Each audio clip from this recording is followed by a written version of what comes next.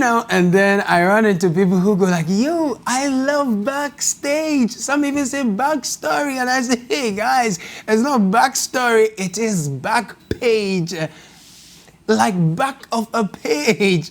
But really, there is little you can do because why? I mean, potholes are being renamed. Public toilets have been renamed, streets and their trees, including the gutters, have been renamed in this era of the Rename General. But make no mistake, this is Backpage, and I am Caleb, not KLM, but Caleb Kuda. And this week on your new satirical show, we will reflect on some of the stories you saw, heard and read, and ask ourselves, this one, how does it concern me?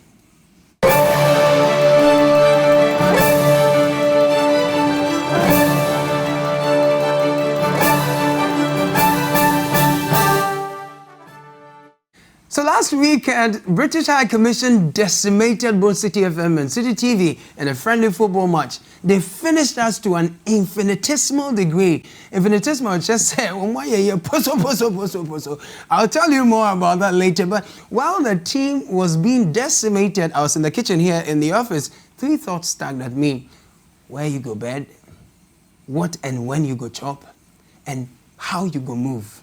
I mean, finding answers to these questions has landed many in rough and tough places and situations. So I have an assignment for you, especially the young ones. For each story you consume, ask yourself how this story can help you achieve these 3 things, especially if you're young: where you go bed, what and when you go chop, and how you move. Your ability to contribute to this nation's development depends on these 3 questions, all right? Now, let me salute the latest COP in town. CID boss, Papa, Mamiya Tiwa Adodankwa. I am tempted to add a savage, but that's not part of your name. You're a big woman. Is it within 2 years you have been promoted twice from ACP to DCOP to COP, an appointment that is done by the president. Now, in fact, you are only a step away from IGP, and we are happy for you. We know typically it takes about 4 to 5 years for a police officer to get promoted. Of course, after some exam and all that. But yeah, with proven track record of excellence, one can be promoted under the special recommendation. For her, she has been promoted twice within 2 years, like I said, which means her mates and some seniors of hers will now have to be her subordinates. This is what some security analysts call breaking command and control. Maybe I'll add chains. She's broken chains. But some believers will say it's unmerited favor. Look, forget about the naysayers. I am sure A+ is solidly behind you.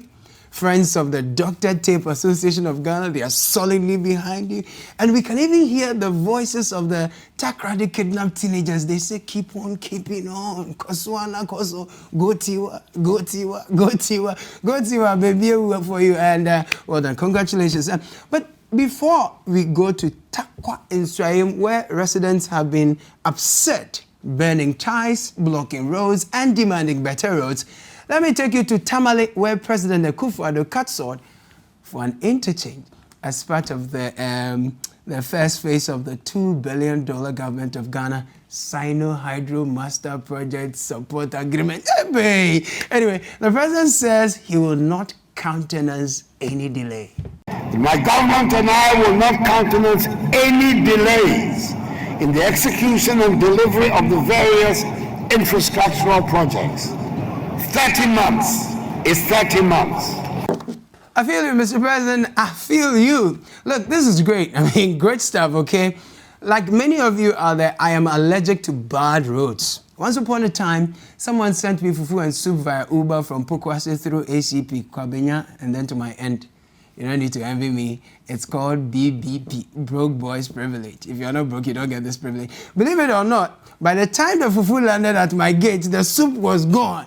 Traveling over the Kwabenya portal alone scattered everything. And I remember if a plunge of Pepper Dam fame, she once wrote that using the Kwabenya there and the portals, like things were shaking in places and all that. I mean, so clearly, an interchange at Tamale or anywhere else, for that matter, must be good news. But some in Tamale say, what? An interchange? You must be kidding me.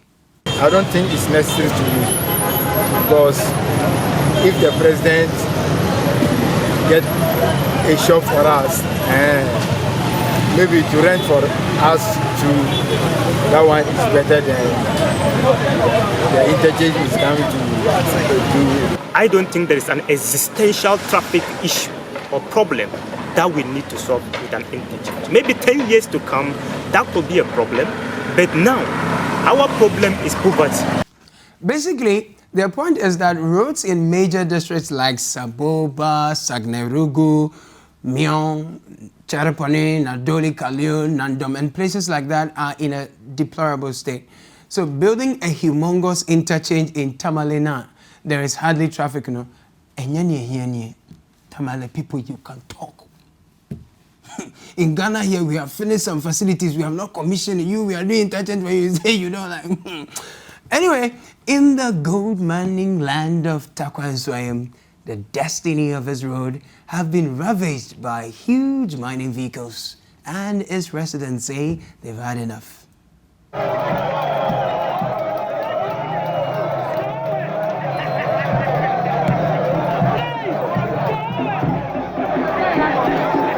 Yeah, that demonstration lasted for about 15 hours. Well, 5 people were arrested as we speak. They've been granted bail. Yeah, they've been released. I particularly am in support of citizen action when you're not happy about the state of your road or any utility you have to demonstrate. But the bending of the ties, I think if we can find another way of doing it, it would be great because, you know, ultimately your heart will affect your respiratory system. But takafwe, one free mra takwa. Now, wherever you are, Takwa or not, please pay attention to the following roads under the Sino-Hydro this thing. In Accra, a total of about 84 kilometers of road will be constructed. We have Trouble, Anyaso, those places have some bad roads. We have Adenta, Teshi. And did I hear the president say, Doma Kwabenya? Construction of Accra inner city roads. A total of 84 kilometers of roads located in Trobo, Anyaso Utuo, Doma Kwabenya, Adenta, and Teshi will be constructed. All right, maybe it's my ears, but the renaming game is on. I just have a congrats on the renaming. I heard you use the word Apu in Parliament this week. Really? I just have no. Anyway, Dr. Okoboy, I hope the Manette Bush Road that passes in front of the Lekma Hospital, I hope it's being captured under the Sino-Hydro way. Otherwise, but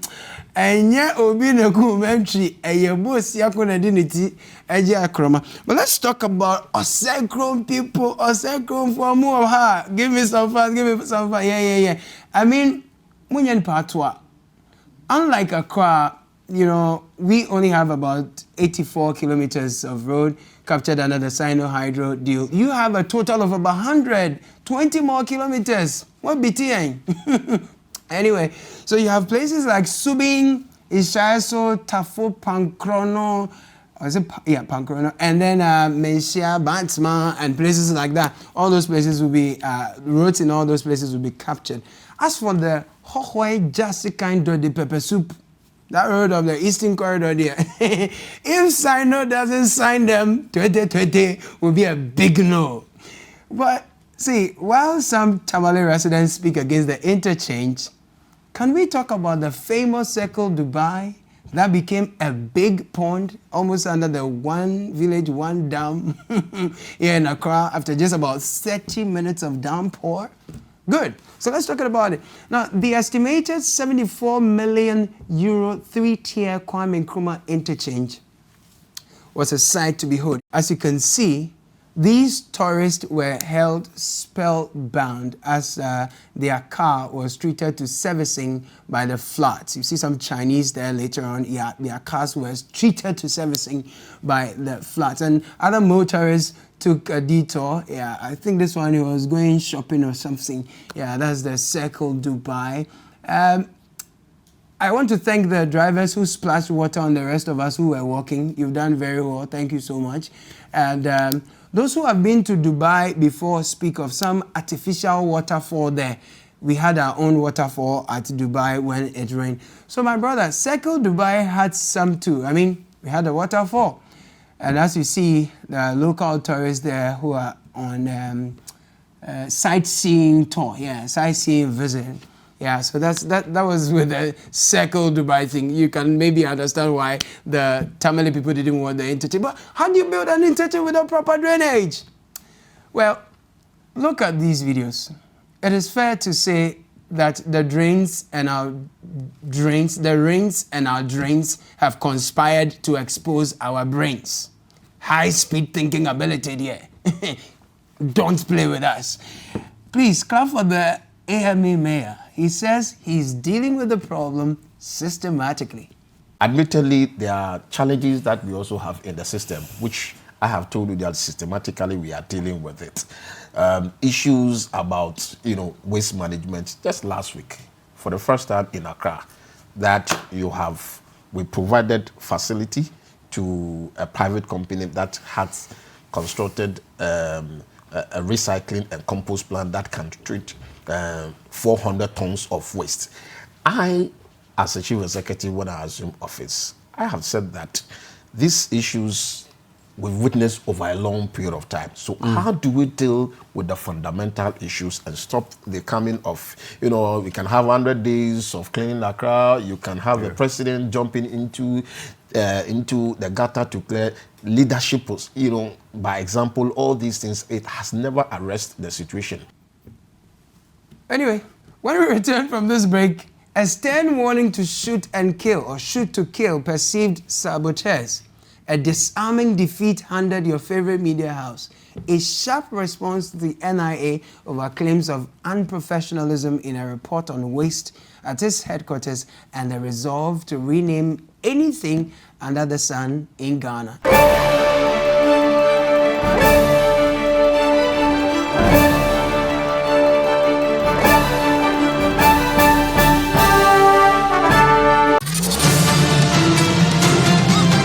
Get the backstory of the major news stories on Press Conference.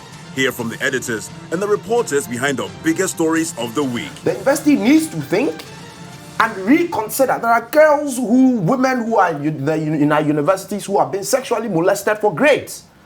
That doesn't matter. Press Conference, every Sunday at 9 p.m. with Duke Mensa Opoku. Only on City TV.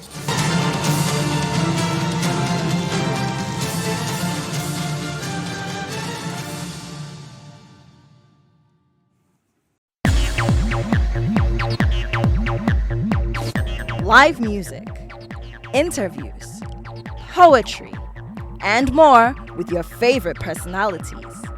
Be our guest on Saturdays from 2 to 4 p.m. for the most exciting moments on TV.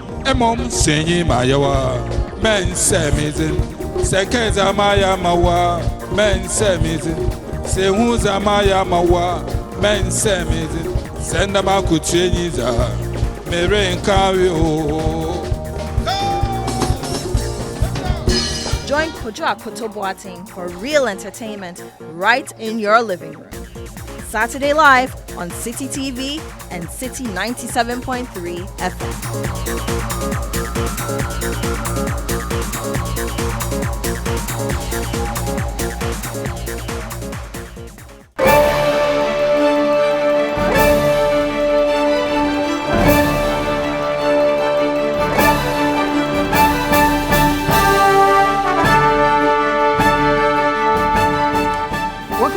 You remember the story about the hacking of a pylon near the head office of the Ghana great company GridCo? Well, this week too, there has been a reported case of attempts to set a gas pipeline ablaze. This is what its head of security had to say. We just want to use your media to tell those who are doing this, those who don't want the good of Ghana, to be very careful and be very firm in what they intend to do, because we are ready. We have the soldiers. Of course, I'm a soldier, and I know that we have rules of engagement, but we will not hesitate if arrest is not possible to shoot to kill, because Ghana must succeed. Apparently, the Institute for Energy Security has described the said report as false and called for an apology from GridCo. we get a line vandalized, that being the pipeline, and the ministry saying that it is linked to VRA and VRA line, and it carries gas. We look at it and we realize the line belongs to Cyrus Oil Services. And so we find this statement quite misleading, coming from both the minister and the head of communication of the Ministry of Energy. See, if you are calling for public sympathy, you need to come on a good foot. We think that they need to do the right thing, the right way. Now, a few things. Assuming the ASIN claim is true, what kind of surveillance is in place at the headquarters of GridCo that unknown persons can, one, hack a pylon, and then two, have all the time to attempt ASIN all in less than 3 weeks? Should a head of security be proud enough to tell us how efficient he and the system he runs for such a key national installation is? Is Ghana now a police state and not a democracy where security operatives can proudly say under the guise of frustration that they will shoot to kill? Are we gradually permitting this culture where uniformed men can open fire to disarm? Where uniformed men who can open fire to disarm now open fire to kill? I mean, wouldn't this be a basis for people who look different, who are taller, who are more muscular, who are hairier, to be targeted, killed, and framed as lawbreakers? Does GridCo have a head of communications? Does the PR team understand the implications of such comments? Whew. Anyway, I don't support all those who've tried that, but I think that IES says that this story is fishy, and that the position of the GridCo head of security leaves much to be desired. That's what we're trying to say. Now, see, it's been more than 20 years since Ghana outlawed the importation of second-hand this. But our checks show buying and selling of Broniwa Ugodi is booming. Obi wo ho no ma store de wo ho. F party say force again so baba to force. Say o hwe say no style no. E na no so heat nim. Store de no lalon no makofa feature na ne do so. Enti e ma tambia no mo de white enti o mo tonton no da bia white o no mo de ye. We no so e cotton. I'm not too versed in these matters, okay?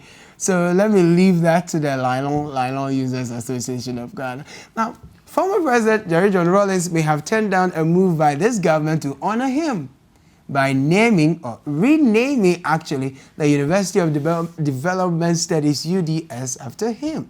But for the daughter of Dr. Kofi Abrefa-Busia, her father deserves nothing less than the University of Ghana to be renamed after him. Watch this. My father is a colossal figure. He's a world-class figure. He's a world-class gentleman. He was the first African professor in Oxford University in those days. Even today, how many Ghanaians have gone through the Oxford University? Now professorship has become almost cheap. I'm even saying that, why don't we have Busia scholars all over Africa? The fact of his scholarship at a time when most people were ignorant, at a time when he was teaching Europeans about democracy. So you cannot name some small university somewhere. In fact, every time I go about the 37 circle, I get upset. They put some peony little thing that somehow like looks like my dad or not. You can't even tell. Even my mom said, that's not your dad. So what's honoring enough? Renaming the University of Ghana after him? I think that goes without saying. If you name the University of Ghana after him, I don't think you have done anything so spectacular. I think that is a matter of course. So if you're going to name some quack university that you're not going to establish without quality after him, please don't. My father doesn't need that. See, my father has not been to Oxford, right? And he's not a sociologist. So really, I don't have comms nor a say in this story. Maybe we can suggest some names, perhaps Dr. Kofi Abrefa-Busia, University of Ghana, DKABUG, or Dikabag, or Busia, University of Ghana. No, Oxford must feature. So perhaps Busia of Oxford, University of Ghana, Legon. What do you think? Not bad, but sincerely, I think the nephew of J.B. Dankwa would have loved to honor his own uncle with a renaming of UG. I know you don't see that. So it's either we marry the two and have a Busia of Oxford and Dankwa University of Ghana, Legon. That's going to be like Budag. like I'm a student of Bodak. Not bad, man, but seriously, people, serious. We are just playing. I don't think this wave of renaming will survive the University of Ghana. Share. This renaming thing you're doing, let it stay elsewhere. Don't bring it to Lagos. Anyway, I want you to take a look at these videos. Take a look.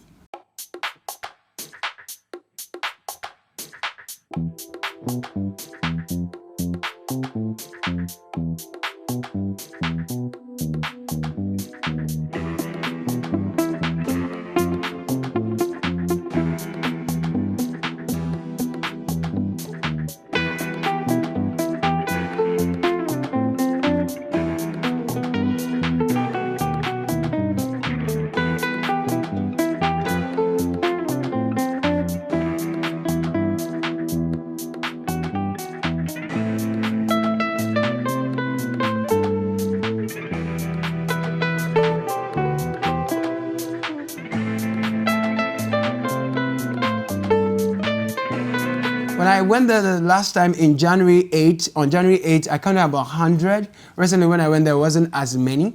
Okay, and we made efforts to reach the NIA for comment on this.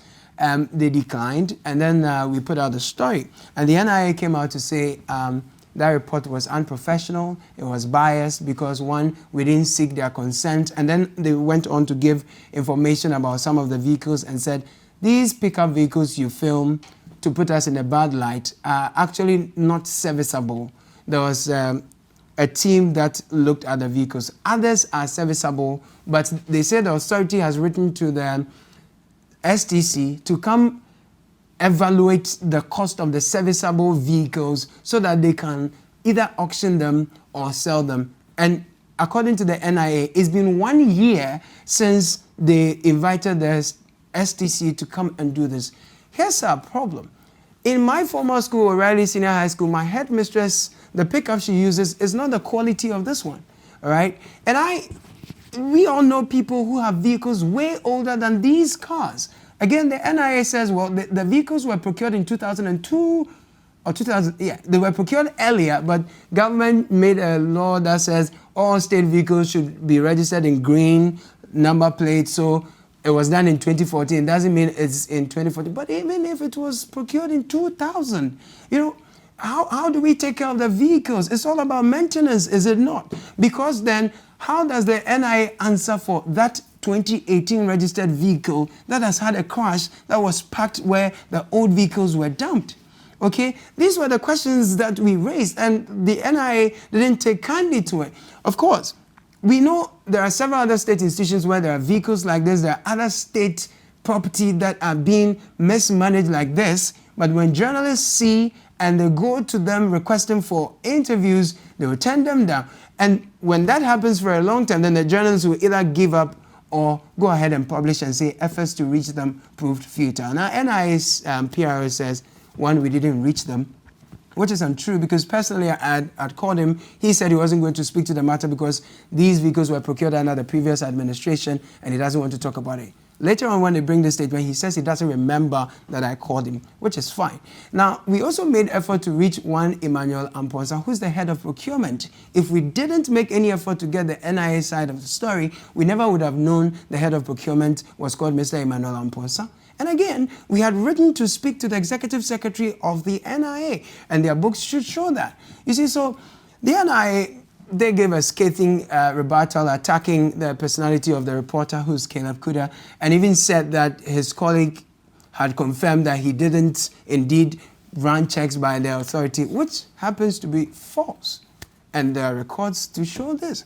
And so what happened was that there was a response from CTFM signed by the head of news, director of news programming, Bernardino Kokuavle. And I just want to read parts and portions of that for you to see. It says, if the duty bearers are working in the choir to address the wastage we have so identified, all we expect of them is to show proof of the work they have done instead of chastising well-meaning whistleblowers for raising the alarm. We will not cede our watchdog role to the pleasure or convenience of public officials who fail to respond to our request for information. It is regrettable that the first impulse of officials at the NIA is to decline to provide information to throw light on the issue, only to turn around and accuse hardworking journalists of unprofessionalism for going ahead to publish the story based on the information they have already gathered.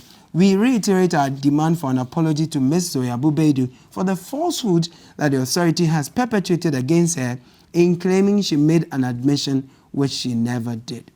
So really, the interest behind this story is that state institutions like the NIA should better manage our resources. For those vehicles they say are serviceable, that are still there for more than a year, we want to hear when they will be serviced. They've got to be serviced. And for those new vehicles they have procured, they need to be better maintained. Okay, that's just the crux of the issue. That state institutions who are watching, you all have got a sacred duty to protect the taxpayers' tax city.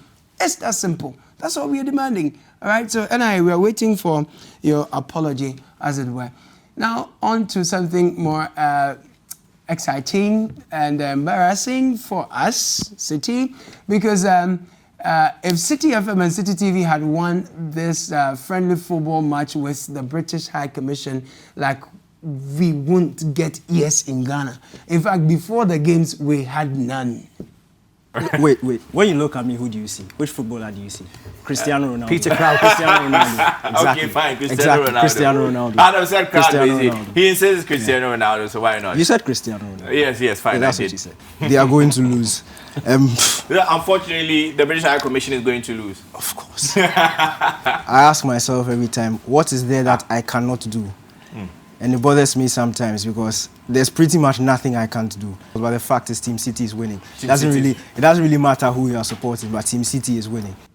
But the British High Commission proved the game is not to the braggart. Come on,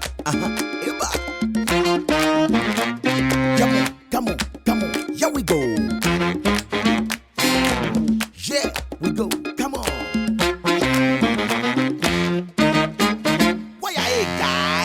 Here we go! Yeah!